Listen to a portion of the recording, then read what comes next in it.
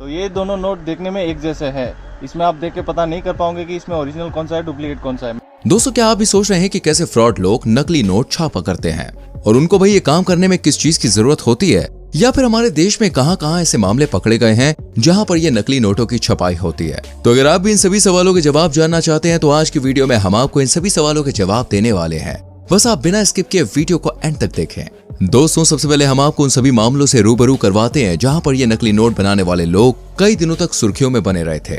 सच बताएं तो भाई साहब, आप इनकी कारीगरी को सुनकर और देखकर एकदम हैरान रह जाएंगे। तो चलिए आपको सबसे पहले जयपुर का सफर कराते हैं।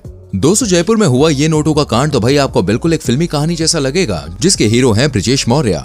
ब्रिजेश मौर्य की बात करें तो ये काफी परेशान थे। कई जगह इन्होंने काम भी किया, लेकिन भाई बात बन नहीं पाई।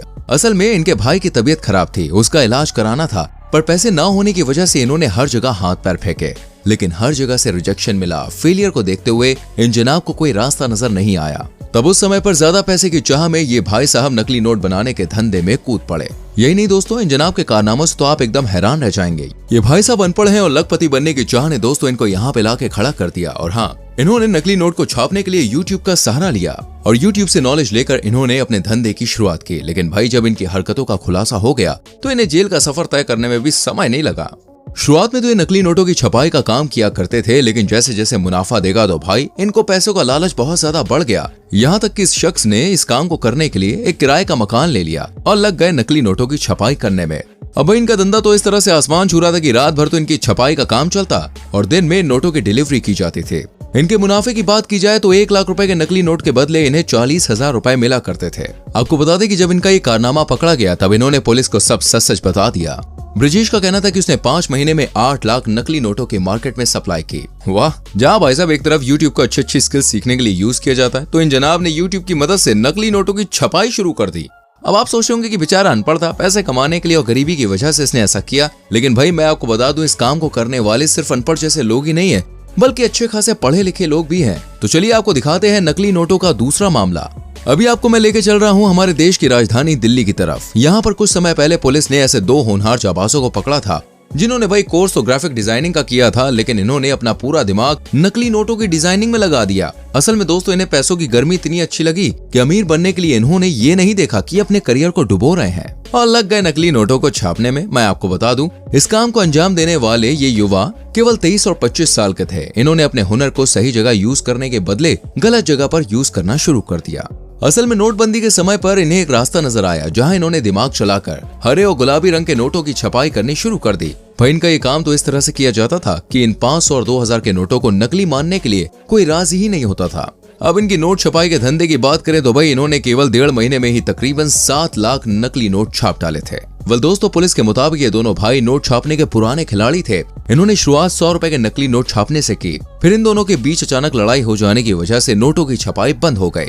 लेकिन भाई जहाँ पैसे की बात आती है वहाँ पुराने से पुराने दुश्मन भी एक हो जाते हैं। ऐसा ही यहाँ पे हुआ। जब पैसा कमाने की आग दिल में लगी तो भाई ये दोनों फिर से एक हो गए। साथ ही अगर नोटों को डिस्ट्रीब्यूट करने की बात की जाए तो ये अपने इस काम को बड़ी होशियारी से करते थे। इनकी ये चाल होती थी कि वीकली ये अंधेरे में निकलते थे और अंधेरे का फायदा उठाकर ये अपने नोटों को चला दिया करते थे। और इनका ये काम शराब की दुकान पर काफी आसानी से हो जाता था, इसलिए ज्यादातर नकली नोटों का इस्तेमाल शराब की दुकान पर करते थे। अब भाई इनका धंधा ऐसे जोरों शोरों से चल रहा था कि पैसों की तो कोई कमी ही नहीं थी, इसलिए ये अपने सभी दोस्तों और जानकारों पर काफी मेहरबान थे। अब इन दोनों मामले को देखकर तो यही लगता है कि अगर ये लोग इतने होशियार थे तो अपना दिमाग किसी अच्छे काम में ही लगा लेते, तो यार कम से कम जेल की हवा तो नहीं खानी पड़ती।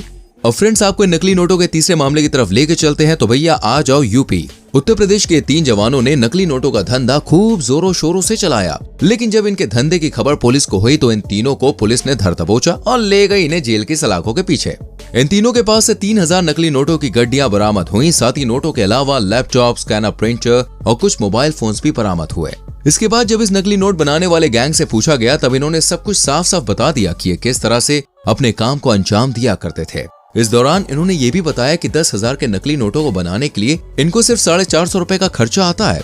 यानी अगर देखा जाए तो केवल एक नोट को बनाने के लिए सिर्फ 8 रुपए का खर्चा आता है। लेकिन भाई ये लोग अपने इस काम को कितना अच्छे से भी कर लें, बट फिर भी एंड में पकड़े ही जाते हैं, क्योंकि बुरे काम का बुरा ही नतीजा होता है। अब बात करें इनके सप्लाई करने के तरीके की, तो दोस्तों ये लोग सेल्समैन के द्वारा इन नकली नोटों को जगह जगह पहुंचाते थे।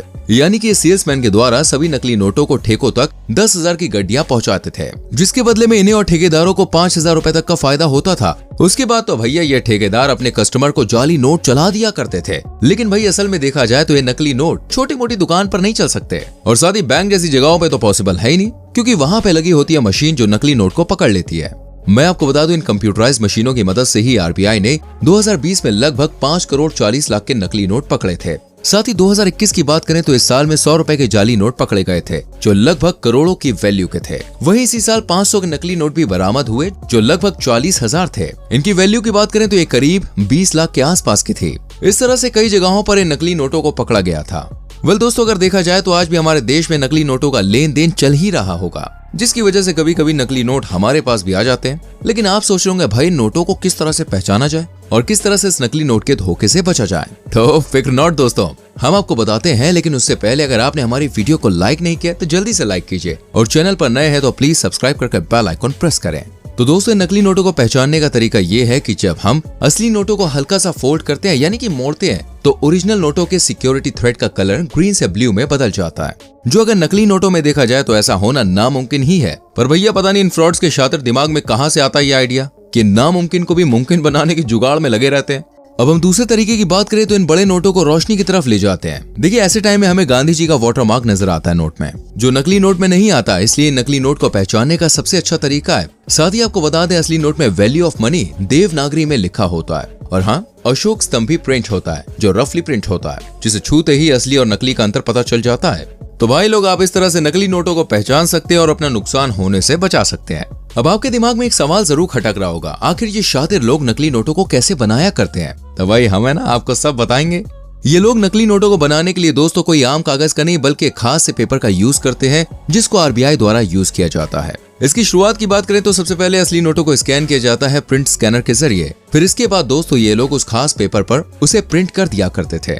वहीं दूसरी तरफ ये लोग एक व्हाइट कलर के पतले पेपर पर नकली वाटरमार्क भी लगा दिया करते थे। इसके बाद ये लोग नोटों पर आरबीआई की तरह सिल्वर पट्टी यानी सिक्योरिटी थ्रेड लगा देते थे। ये पट्टी दोस्तों दिखने में तो बिल्कुल असली नोटों जैसी होती है, लेकिन इस पट्टी में वो खूबी नहीं होती। इस वजह से ये नकली नोट पकड़े भी जाते हैं। अब पट्टी लगाने के बाद ये लोग अपने नकली नोटों को असली दिखाने के लिए उन पर स्क्रीन प्रिंटिंग भी करते हैं। इस प्रिंटिंग के बाद ये नकली नोट हूबहू असली नोट की तरह बन जाते हैं, और इसे छूने पर भाई कोई भी इन नकली नोटों को आसानी से पहचान नहीं पाता है।